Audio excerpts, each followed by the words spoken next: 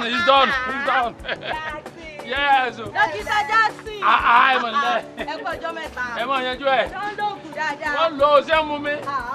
Okay. Yes. All right. Yeah. Okay. Kí mo sọ fún yín?